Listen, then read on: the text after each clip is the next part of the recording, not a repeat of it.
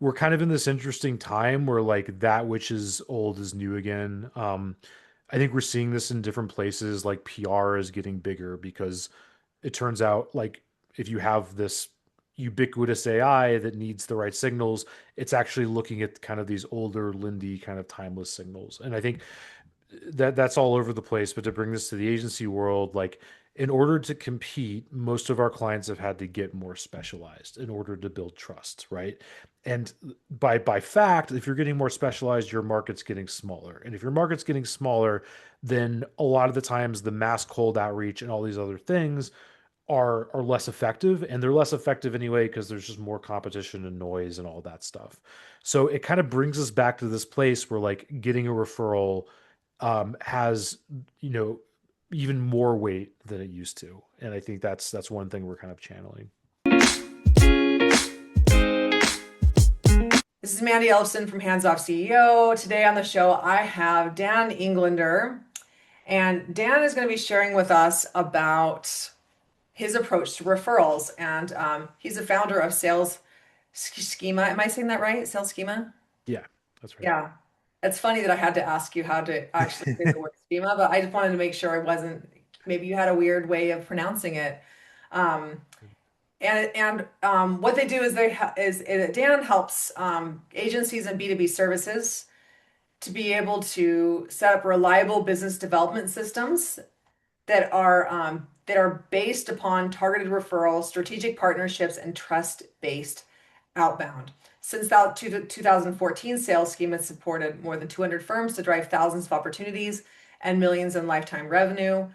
He also hosts the Digital Agency Growth Podcast and author of Relationship Sales at Scale. Welcome to the show, Dan. It's a pleasure to have you. Thanks, Mandy. Appreciate it. Excited to have you on the show in a few weeks or so. Yeah, you know what? I'm excited about this because here's the thing is referrals is what we have seen inside and outside has worked consistently best for all of our clients. And I know that you have like figured out the secret sauce for how to be able to do that more at scale. So I'd love to hear, what are you finding working? Yeah, it's a good question. I'll kind of like give a little more context. I think for a lot of years, we helped agencies with outbound. I come from the agency space, worked on the biz dev side, led, accounts for a while for Creative House, and then started a lead gen company. And for like years, we did outreach because frankly, it used to work and we would get meetings every week for clients. And then it kind of started declining. I think because of stuff we can get into, but a lot more skepticism, a lot more competition. And referrals are always this thing that we would say, like, oh, referrals aren't enough. You know, you need to do something that scales, hashtag scale. I have a book called Relationship Sales at Scale, mostly because sales rhymes with scale. And I like the alliteration.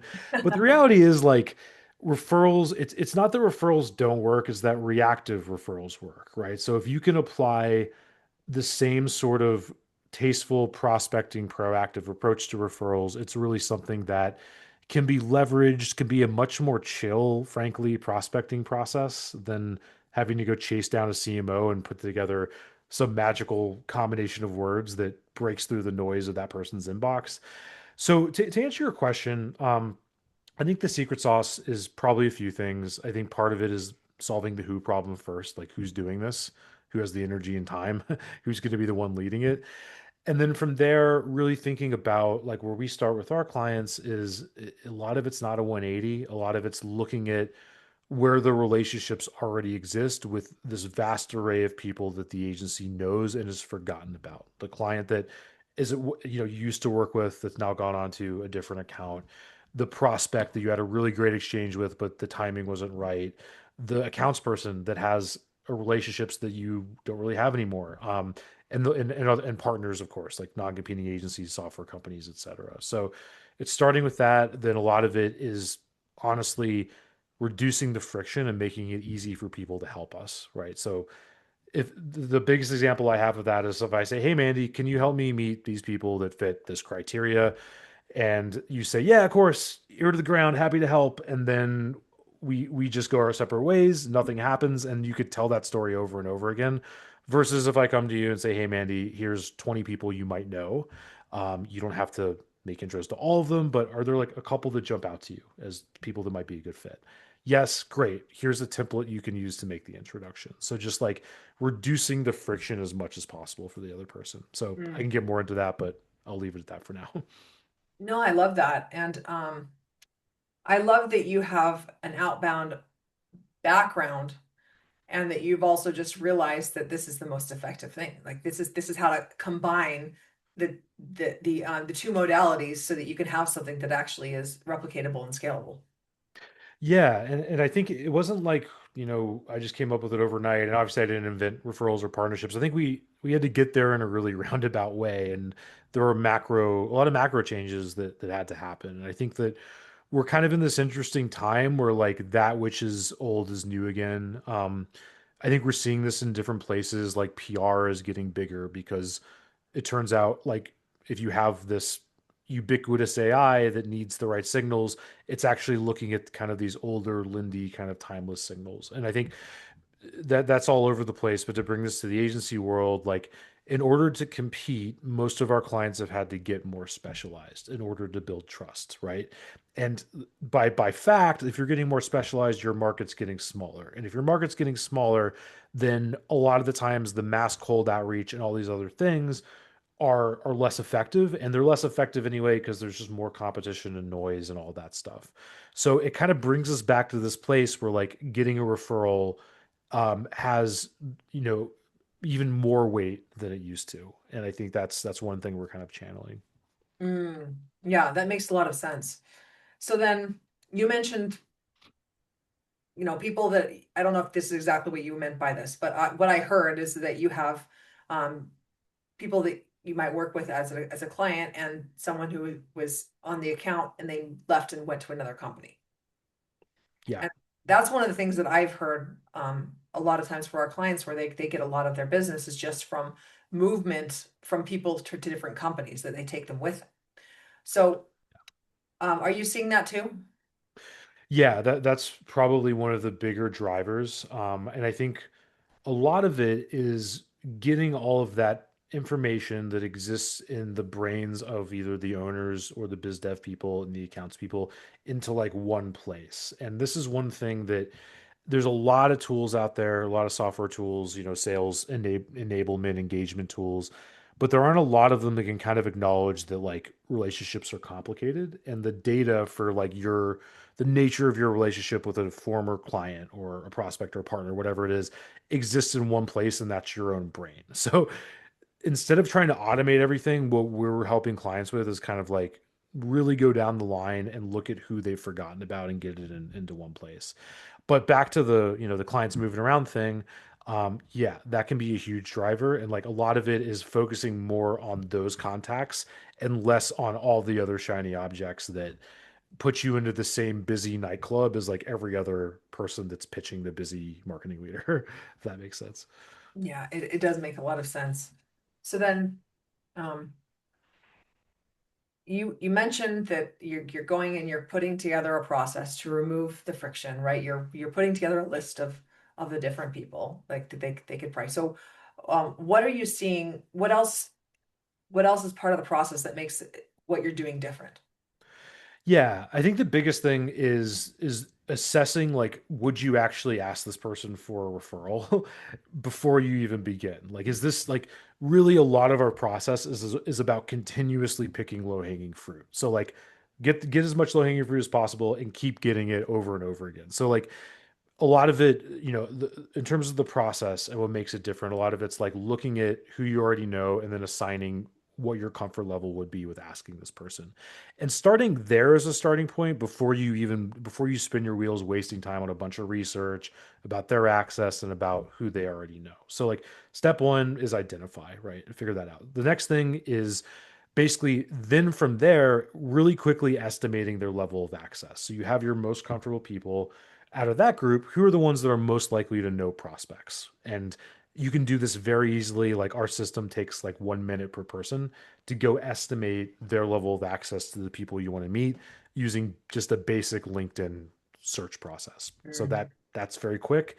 And then from there, you have basically your contact list. You have your warm list. And what we're working through with clients from there, and we're about to release a software platform to do this in concert with the work, is a method for engaging those people tastefully. So this is where relationships are complicated, and it's not like there's a one size fits all for everybody, but at the same time, it's not like there's infinite options. It's more like there's three or four different situations. So like the situation we like the most is one where there no buy-in is needed. Like they've already passed referrals and you just forgot they exist, or they're very happy, and you can kind of just reach out to them and say, "Hey, are you open to this? Here's a list," and then they're like, "Great, here's some intros."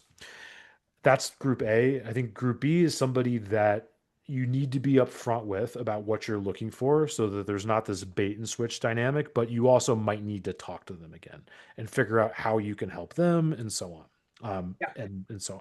And then you have other groups that are kind of in between, like happy clients. Like I was on a call with a client a client the other day, and they're like, there's this moment about 30 days into an engagement where the client is as happy as they'll ever be. And it's like this kind of like like golden moment. And I think a lot of agencies at that time will be like, hey, like by the way, we get our best clients from referrals. If you know anybody, send them our way. And then client says yes, and then nothing happens. If Right. you can go from that to, hey, on our next call, I was hoping to run some intro ideas by you for people that we can help. By the way, on those calls, I'm not hard selling anyone. I'm doing an intro on what we do, and so I can be a resource for the future. That really de-risks it for the other person, and then you reduce the friction by saying, hey client, here's a bunch of ideas, let me know if there's a few that jump out to you, and I'll make it as easy as possible. And that if you can bake that into your recurring process with an accounts team, it's a complete game changer for getting referrals. Hmm. So Yeah, it makes a lot of sense. One of the things that done to help de-risk it is just by coming in as a resource. Like, hey, there's a resource. Mandi has this great resource. She put together a book. She'd love to send you a free copy. And yeah. and that's because of your relationship where, maybe there's even a link there that you can go and buy it here, but she'd like to send you a free copy. And then it's like, I don't even like to go and have like a conversation with someone. I'd rather them to Yeah. go through my content first. I'd rather it, and the other thing too is that it's also not scalable if you have like 20 introductions and now like 20 people want to have a conversation with you.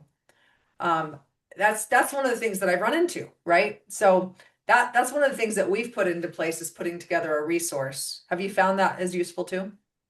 Absolutely. And I think that there's different agencies at different levels. And I think that the level you've gotten with your great stuff and with your book, which I have right here, and I'll just like definitely plug it, um, is probably a higher level problem than a lot of our clients face. I think that a lot of our clients, they might be going after larger companies.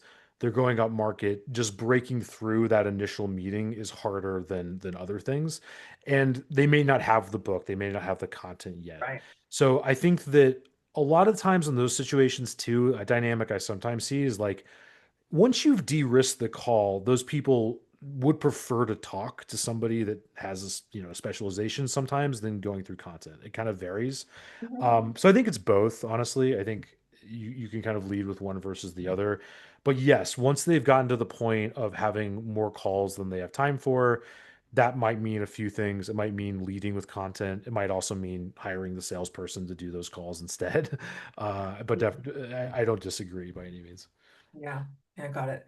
Yeah, then that makes a lot of sense. And yeah, so then you're building these lists, you're reaching out, and you're saying, hey, next call, I have some introduction ideas.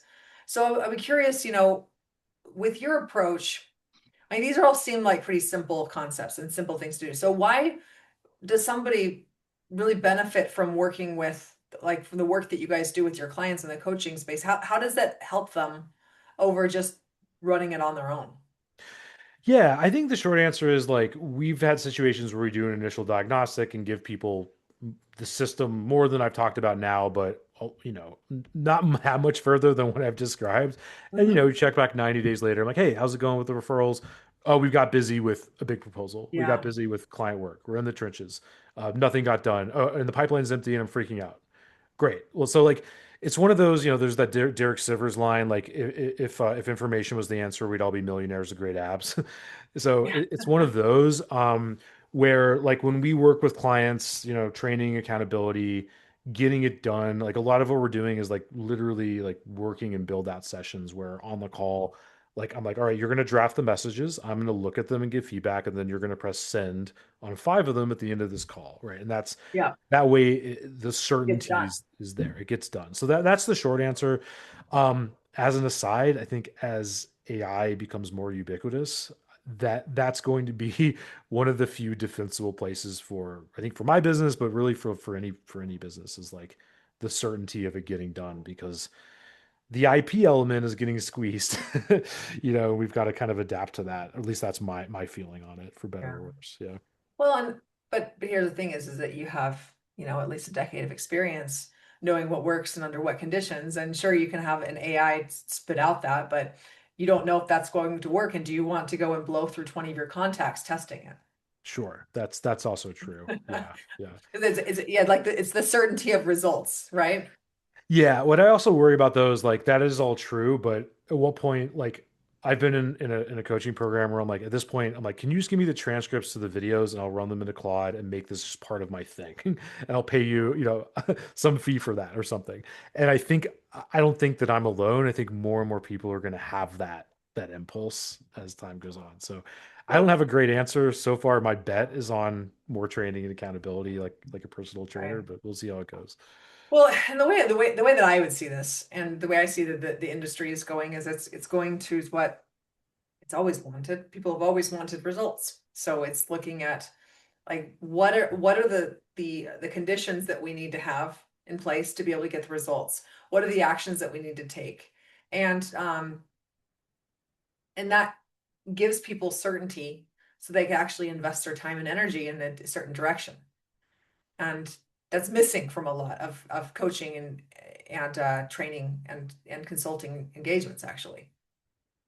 That's true as well, and I think that like more than ever we're kind of entering this this period where like the 80/20 is more important, because there's just so much you can do that's become easier than ever with AI and with a jungle of software tools and everything. So like figuring out what not to do is a big thing, and like I don't.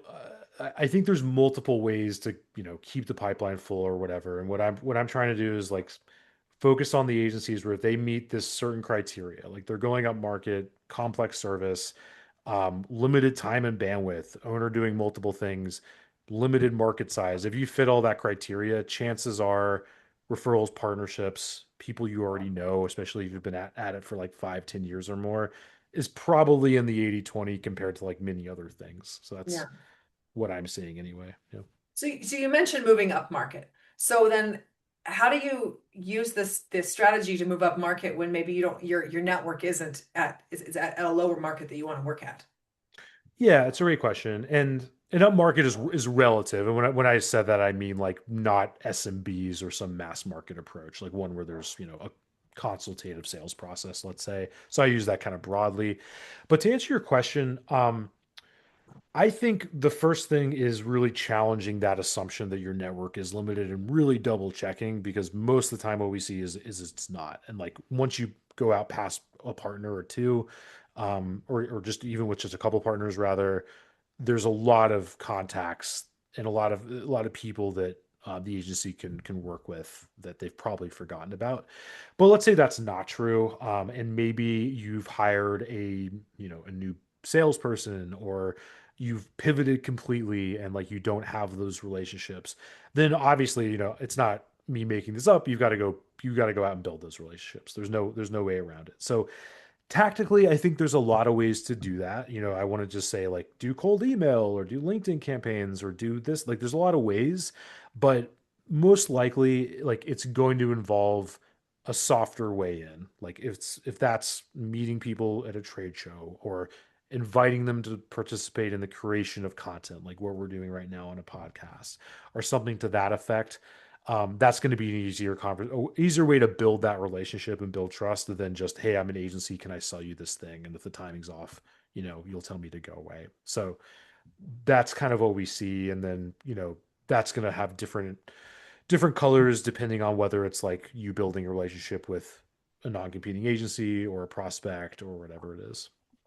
Hmm. Okay, got it. That makes sense. Yeah, so that's one of the things that I've seen too, like you said, the, co-creating content together, it's a really fantastic way of meeting new partnerships.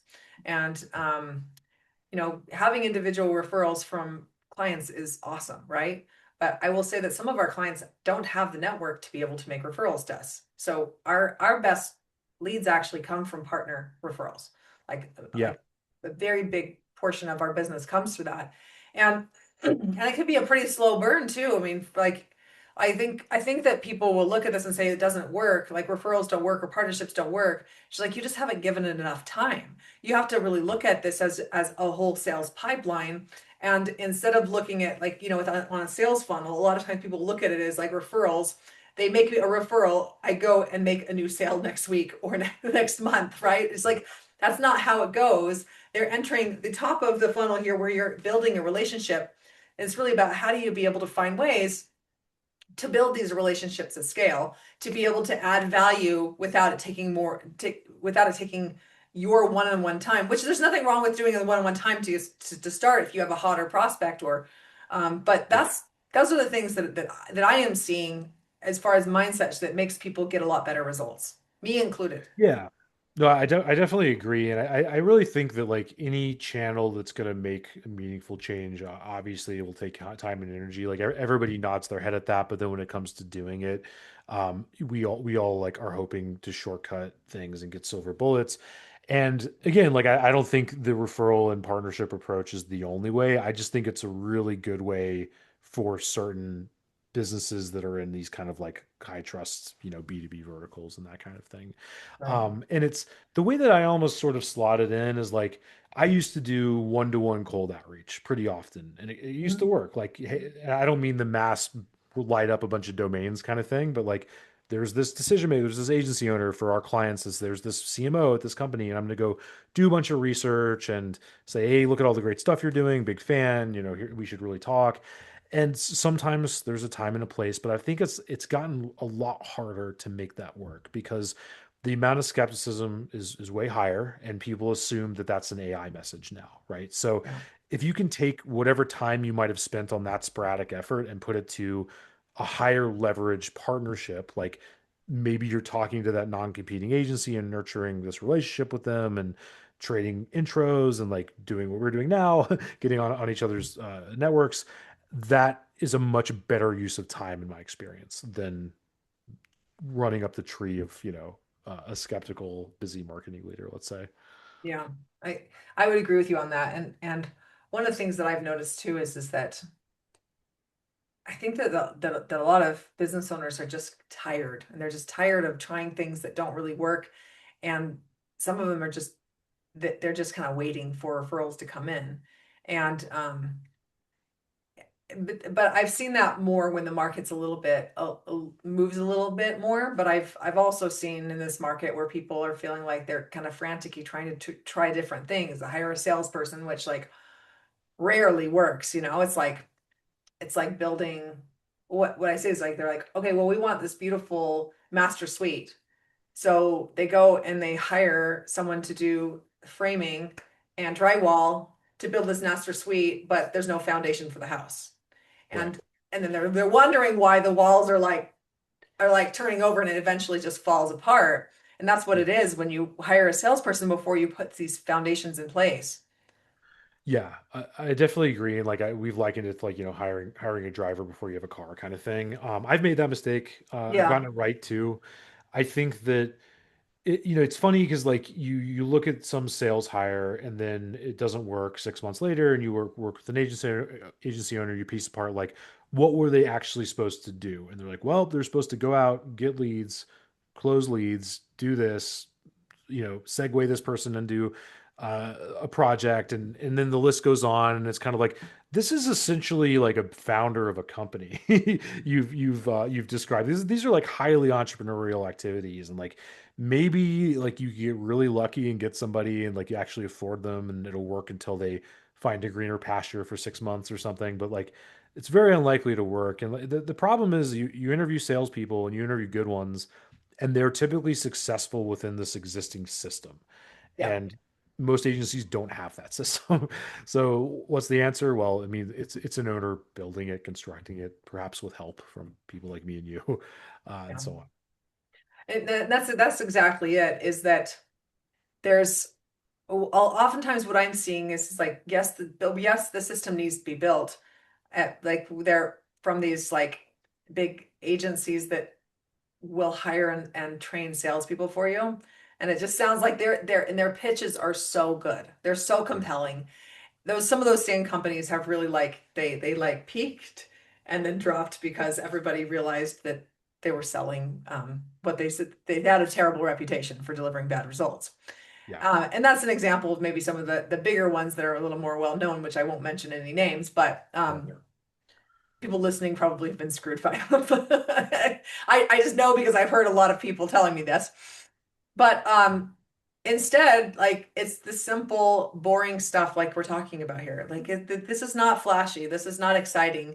It's the work that we already know that works. It's just doing it in a slightly elevated way. Like, I mean, I hadn't thought about that, going through and building this list, then bringing it to a next client call and asking who can we send this, who could we make an introduction to? Is that how you said it?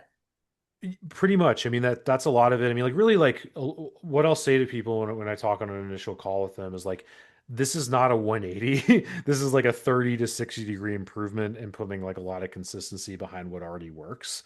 It's almost like, brick to forehead, alien comes down and is like, it's kind of starting from scratch. Like it sort of makes sense. Like what's already working.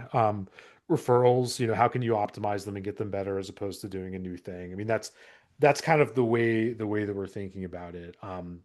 And it's one of those things that like works a lot better because you're coming in with so much trust. And I think that once you get into the rhythm of it, it does take time and it does take effort, but it's a lot more pleasant, just frankly, like to get referred and to work with partners and say, hey, can you help me reach these people, than it is to do the other alternatives to prospecting, which are like firing up email domains or chasing around a CMO or something to that effect. So Mhm. for that reason, I Yeah, like it a lot. Yeah. yeah, definitely. Well, Dan, is there anything that I haven't asked you that I should have? I think the only thing that I can think of is just like starting with starting with who's doing this and making kind of an emotional commitment to running it is probably the most important starting place versus like anything tactical. So, for most of our clients, that is the owner and involves them getting stuff off their plate with your help, Mandy, and getting like 10 to 20 hours back is really big to make space for this kind of thing, and then eventually a hire to do this. So I think that's the most important, biggest question before going off in any direction. So I would just mention that. Got it. Yeah, and one of the things that I would look at this too is just like there's a lot of administrative work that has to be done with this. So why not just have your EA sitting there doing all that for you, and then your job is just simply to just help tweak some of the emails. I mean, you already have some of those scripts there, but Yeah. like to help tweak some of those messages to help like come up with the initial list. But I mean, even your assistant can go through and make the list. They can make a list of your clients. They can make a list of all the people that you might have a list of partners already. I mean, you should. Yeah. But they can go through it. Even as we're talking, I had some great ideas. I'm like, yeah, I'm going to totally have Andres go and put together some of these lists in this way, because I hadn't thought about doing it from that direction before. So Yeah. Yeah. it could take a lot of the legwork off of you. Yeah, and we have clients that work in that way. I still think it's collaborative because, like, Yeah. again, owners have to own the relationships they have. It's hard to like kind of do this like segue or bait and switch between different people that own different relationships. But yes, we've definitely seen EAs and similar, help with organizing it and making sure it gets shipped on and all that sort of thing. Mhm. Yeah, great. All right, well, Dan, it was so nice to have you. Thanks so much for coming on the show and sharing your exceptional um, expertise around referrals and partnerships. And I know that people really will value this episode. Thank you. Yeah, I appreciate that, Mandy. And if anybody wants to check out what we're up to, we kind of give away the whole process for free, and we'll make a custom page, basically like salesschema.com/hands off, one word. All right, go to salesschema.com /hands off. Yes. Okay. And one word. All right. Well, then we'll make sure to put that in the show notes. And it sounds like a fantastic resource, and I can't wait to read it. Awesome. Thanks so much, Mandy. I really appreciate it. All right.